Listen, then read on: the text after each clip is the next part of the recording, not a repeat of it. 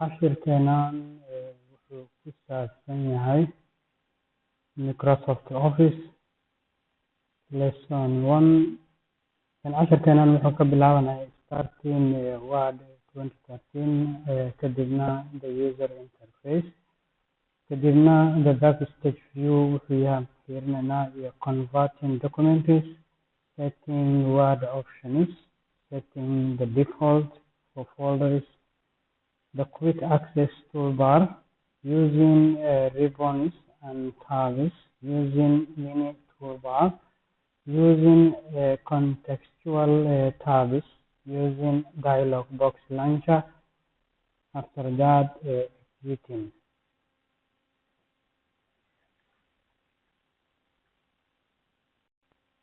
Waxaa la rabaa marka ugu horeyso inaad soo dejiso student folderka kadibna aad desktopka aad dhigto waxaadna ku sameynaysaa extraction. Marka website-keena barashadan gelaynaa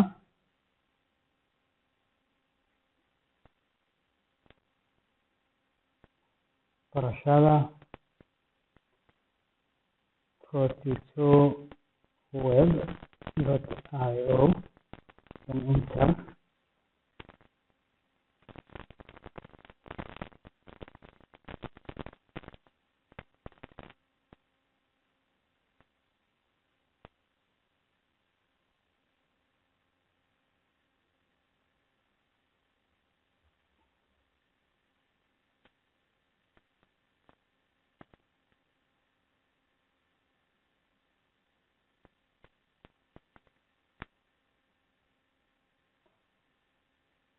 Okay, website-ka markuu furmo qaybta downloads-ka ku dhufanaysaa kadibna waxaad dooranaysaa student folder.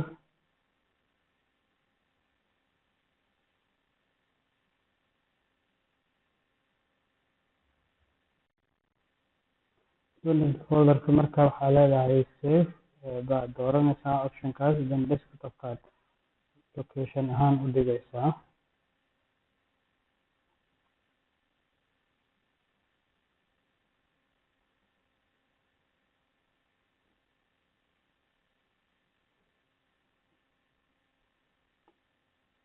Okay, markuu dhameeyo waa ku dhufanaysaa ama folderkaad ku dhufanaysaa saa jeceshahay.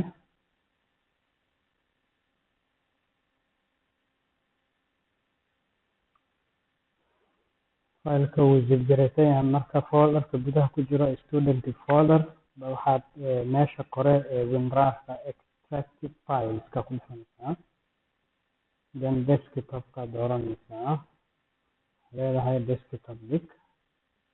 Okay aad ku dhufanaysaa, then marka folderkaasi meeshaas ha ku yaalo maxaa yeelay faylasha ku jira ayaan u baahannahay inaan markasta aan isticmaalo. Okay, marka ugu horeyso waxaan rabnaa inaan start gareyno Word-ka. So Word-ka markaa furaysid start button-ka tagaysaa, all programs aa ku dhufanaysaa kadibna Microsoft 2013 then Word 2013 aa ku dhufanaysaa. Markuu kuu soo baxo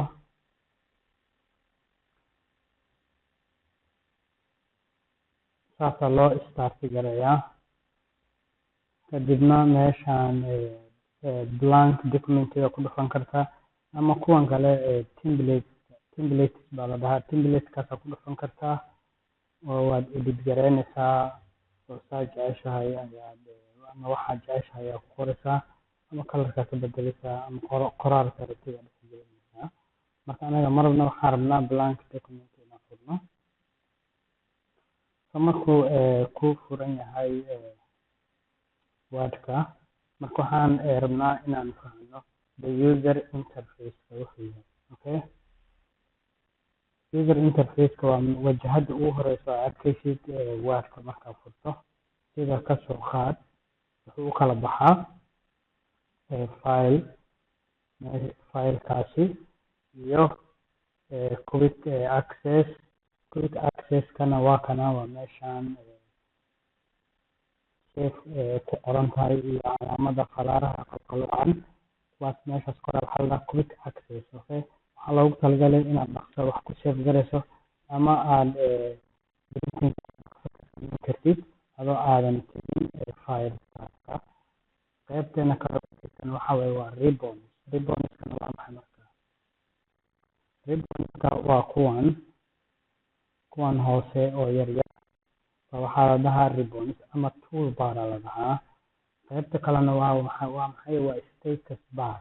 Status barkana waa meeshaan hoose page 1 of 1 ay ku qoran tahay baa status bar la dhahaa. marka status barka wixii page oo aad qortay ku tusinayaa iyo eray uu ka kooban yahay waxaa qortay. Okay, status barka wuxuu leeyahay read mode waxa la dhaho. Okay, read mode kaasuu leeyahay. read mode kaas maxaa yeelay sidii buugii camal waa akhrisan kartaa waxaa qortay. hadda ku dhufatid wuu isbedelaya. The backstage view. Backstage view-ga muxuu yahay marka? Backstage view-ga wuxuu qabtaa markaad ku dhufatid file tab-ka. meeshaana waxaa la dhahaa backstage view. marka haddaad fiiriso backstage view-ga wuxuu ku tusinayaa information-ka documentiga ku saabsan buu ku tusinayaa. qaybta kore info-ga haddaad ku dhufatid waxaad ku arkaysaa info-ga ka arkaysaa, then properties ka arkaysaa, size-ka documentiga, inta page uu ka kooban yahay, inta eray uu ka kooban yahay, taariikhda la sameeyey, cidda samaysay, ma fahantay? last modified, last printed, related people, xiriira, waxaas oo dhan ayuu ku tusinayaa. sidoo kale backstage view waxaa loogu talagalay page cusub inaad furto. meeshaan qaybtan bidixdaada view iyo open save. open file baa furaysaa. save-na wixii markaasi aad ku qortay halkan meeshaan waxaa ku qortay ayaad leedahay file tab, then save aa leedahay ama save as aa leedahay. printing marka wax printer gareynaysa la isticmaalaa. marka qaybtana share waaye. qof kale aad documentiga la share gareynaysid through email. Okay, email ahaan marka la share gareynaysid la isticmaalaa. kan waa export. marka export gareynaysid sida kasoo qaad word-ka format kale. marka formatkaas ayaa meesha qaybtana la isticmaalaa. marka dantaada ku dhamaysatidna waxaad ku dhufanaysaa close. marka backstage view-ga saasuu u shaqeeyaa. qaybteena kale nagu xigtana waxa waaye converting documents. sida documentiga loo convert yaray. converting-ka waa maxay marka?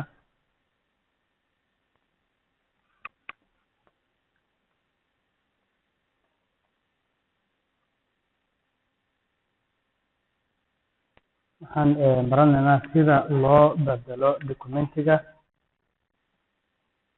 adigoo adeegsanayo habka iswaafajinta. habka iswaafajinta waxaa la dhahaa compatibility. marka waxaan furaynaa desktop-ka cashir noo saaran. waxaad tegeysaa waxaad leedahay computer baa ku dhufanaysaa, browse baa leedahay ama meesha ka koreyso desktop baad ku dhufanaysaa. then desktop-ka ku geenayaa folderkeena student baa rabnaa inaan soo furno. then desktop aad tegeysaa. waa inaad folderka student aad ku save garaysataa desktop-ka si aad cashirka ula socoto. student folderka markaad gashid waxaad furaysaa file-ka SSS.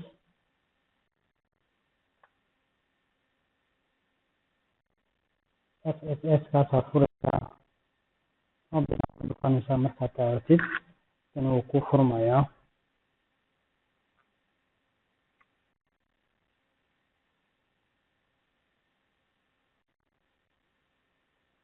qaybta kale wuxuu ku leeyahay edit yare. so edit baan ku dhufanaynaa.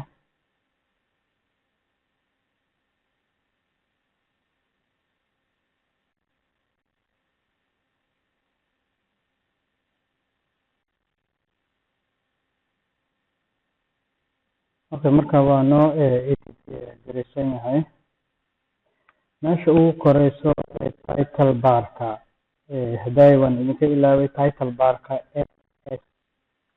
FSS hadaa aragtid compatibility buu leeyahay compatibility moodkaas ayaa rabnaa inaan ka bedelno maxaa yeelay fiirsida informationka fileka kasoo qaad documentigan wuxuu support gareeyaa 2010 office 2010 marka office 2013 rabnaa inaan u convert gareyno marka compatibility moodkaas barna inaan ka saarno sidee marka uga saareynaa waxaad ku dhufanaysaa filekaaga tegaysaa kadibna waxaad ku dhufanaysaa meesha ugu horeyso infoga hoostiisa hadaa fiirsid compatibility moodkaas calaamada convert baad ku dhufanaysaa then kadib waxaa leedahay baad ku dhufanaysaa then waa aragtaa intaas kadib waaye compatibility moodku ka baxay marka hadeertan documentigani wuxuu support gareynayaa wordka 2013 ayuu support gareynayaa close baad ku dhufanaysaa then don't save aa leedahay waxaan baranaynaa oo kale sida default folderka wordka Microsoft wordka lagu sameeyo desktopka ama computerka meel kamid ama flashkaaga ha noqdo right click baad siinaysaa folder cusub baad sameynaysaa new folder then waxaa ku qoreysaa my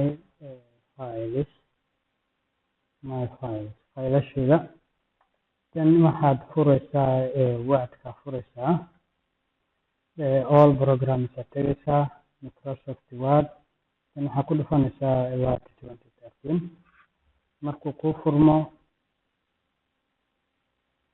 waxaad tegaysaa file tabka ku dhufanaysaa file tabka markaa ku dhufatid waxaa kasii tegaysaa option meesha ugu dambeyso option aad ku dhufanaysaa waxaan baranaynaa default folderka sida loo sameeyo default folderka markaa ii sheegeen markaad joogtid meeshan default folderka markaad sameynaysid waxaad sameynaysaa advance aad ku dhufanaysaa dhankaaga bidix hadaa fiirsid meesha language ka hooseyso advance aad ku dhufanaysaa marka waxaad tegaysaa meeshan hadday kor joogto hoos aad keenaysaa scroll barka then waxaad ku dhufanaysaa file location kaasaa ku dhufanaysaa file location markaa ku dhufatid modify aa leedahay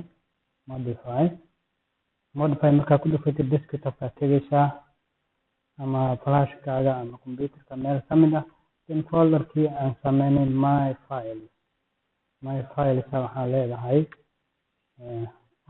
folderkan fur baa leedahay then markii my files meesha kore magaca uu ugu dambeeya hadaa akhrisid my files aad ka aragtid then okay baa ku dhufanaysaa marka saas ayaa loogu talagalay in ii sheegeen folderka aad rabtid inuu documentiga kugu save gareysmo loogu hagaajisto kadibna okay baad ku dhufanaysaa documentiga markaad wax qoraysid waxaa la rabaa in ii sheeg magacaaga hadhowtii uu ku save gareysmo si hadhowtii loo dhaho qofkana iska leh marka sida magacaaga loogu qorto automatic maaha markasta inaad u sameysanaysid hal mar kaliya loogu talagalay inaad computerkaaga ku sameyso filekaada tegaysaa then option aad tegaysaa option markaad tagtid meeshan personalize qaybta general markaa ku joogtid qaybta hoose personalize your copy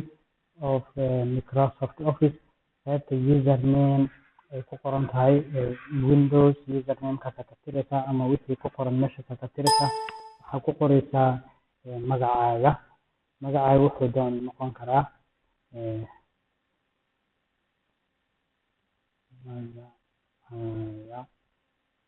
halkan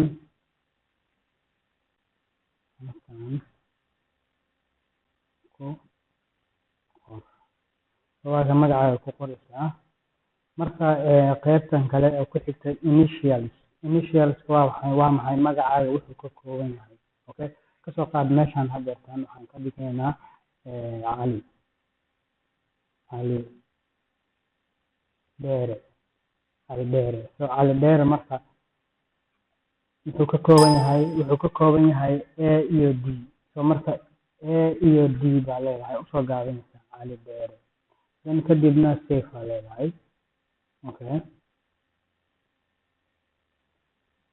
Okay, marka infoga aad fiirisid meesha hoose related people, okay, last modified by cali dheere kusoo baxaya. Okay, qaybtan haddaad rabtidna waa ka saari kartaa.